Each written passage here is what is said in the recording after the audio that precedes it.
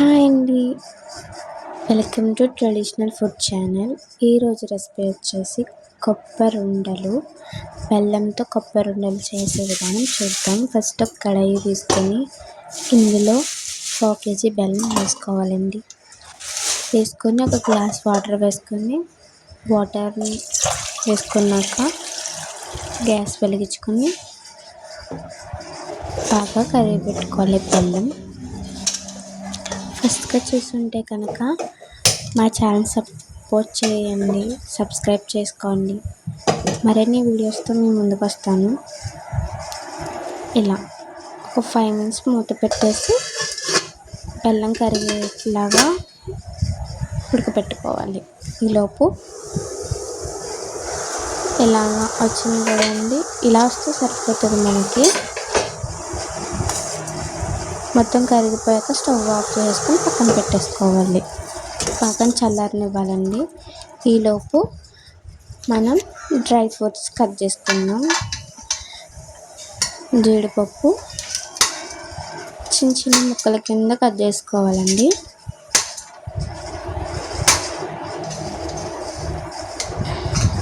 అలా చిన్న చిన్న ముక్కల కింద కట్ చేసుకొని కిస్మిస్ పళ్ళు కూడా కట్ చేసుకోవాలి. ఇలాగా కిస్మిస్ పళ్ళు కూడా తీసుకొని కట్ చేసుకోవాలి.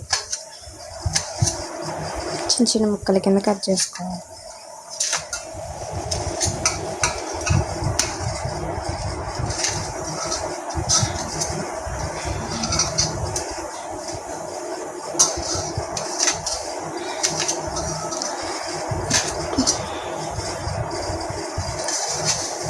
ఇలా చిన్న చిన్న ముక్కల కింద కట్ చేసుకున్నాక ఇందాక మనం పాకం రెడీ చేసి పెట్టుకున్నాం కదా, పక్కన పెట్టుకోవాలి.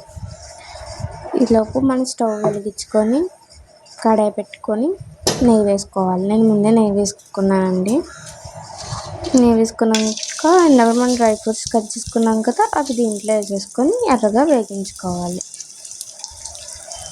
ఈ రెసిపీ నచ్చితే కనుక ప్లీజ్ కామెంట్ చేయండి, అలాగే లైక్ చేయండి. ఈ వీడియోని 10 మందికి షేర్ చేయండి. ఎవరైనా సరే ఈజీగా చేసేయచ్చు ఈ కొబ్బరి ఉండలని. మంటరాలను కూడా చేసేయచ్చు. ఎలాగో సమ్మరే కాబట్టి కిడ్స్కి ఏమైనా చేసి పెట్టాలి, ఏం చేసి పెట్టాలని ఆలోచిస్తూ ఉంటారు మదర్స్. ఎవరైనా సరే చేసేయచ్చు. ఇలాగా తీసి పెట్టుకోవాలి. వేరే బౌల్లో ఎర్రగా వేగిన తర్వాత నేను ముందుగానే కొత్తిమీర తురుముకుని పక్కన పెట్టుకున్నాను. అది నేతిలో వేయించుకోవాలి. పచ్చి కొబ్బరి డైరెక్ట్గా బెల్లం పాకంలో వేసేస్తారు కానండి, అంత టేస్ట్ ఉండదు. ఇలా నేతిలో వేయించుకుంటే ఎర్రగా చాలా బాగుంటుంది. ప్లస్ చాలా రోజులు ఉండలు నిల్వ ఉంటాయి.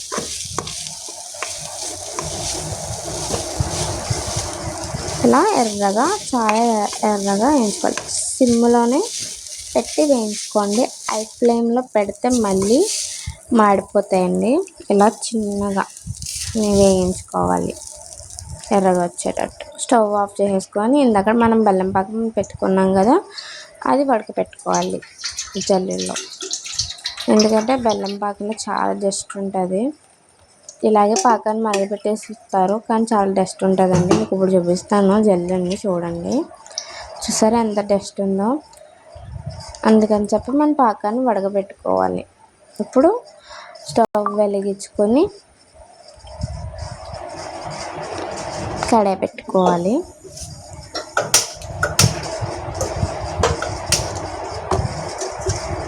పెట్టుకొని ఇందాక మనం బెల్లం పాకం వడకెట్టుకున్నాం కదా, అది దీంట్లో వేసుకోవాలి.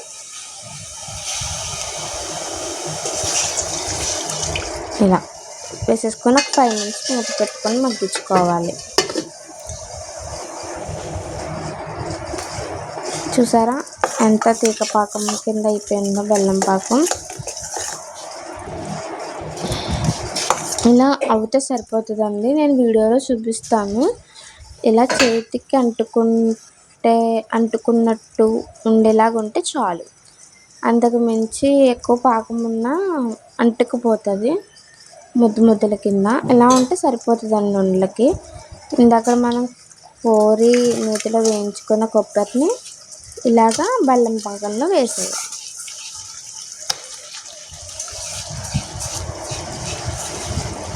చిన్న మంట మీద పెట్టుకొని చేసుకోవాలండి. మళ్ళీ మనం పాకం అన్నది మాడిపోతుంది, దగ్గర గంట కూడా అయిపోతుంది. చిన్న మంట మీద చేసుకోవాలి. ఇది వేసాక వీడియోలో చూపిస్తున్నట్టు తిప్పుకోవాలి.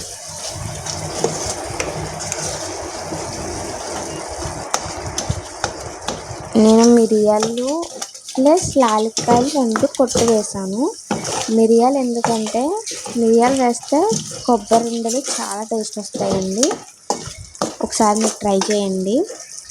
మిరియాలు యాలక్కాయలు 2 దంచి వేసాను.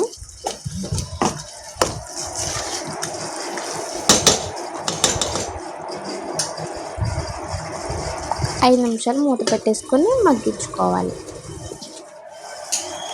5 నిమిషాలు అయిపోయిందండి. ఇప్పుడు చూద్దాం ఎలా వచ్చిందో. చూసారా, ప్యాన్ నుంచి నెయ్యి సెపరేట్ అయ్యింది అంటే మన మిశ్రమం అయిపోయిందన్నమాట. ఇంకా స్టవ్ ఆఫ్ చేసేసుకోవాలి. స్టవ్ ఆఫ్ చేసేసుకొని దించేసుకోవాలి. ఇందాక మనం డ్రై ఫ్రూట్స్ వేయించుకున్నాం కదా, అవి వేసేసుకొని ఒక 5 మినిట్స్ మగ్గించేసుకొని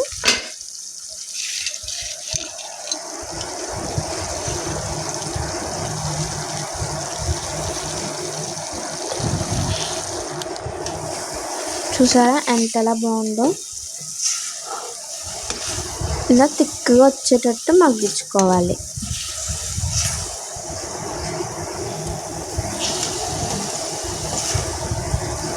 బాగా దగ్గరగా అయ్యేటట్టు చిన్న మంట మీద పెట్టుకోవాలండి. హై ఫ్లేమ్లో పెడితే మళ్ళీ మాడిపోతుంది. ఇలాగా అయిపోయిన తర్వాత స్టవ్ ఆఫ్ చేసుకొని చల్లారాక ఉండలు చుట్టుకోవాలి. ఇలా చల్లారిపోయాక చిన్న బౌల్స్ కింద చేసుకోవాలి. ఉండల కింద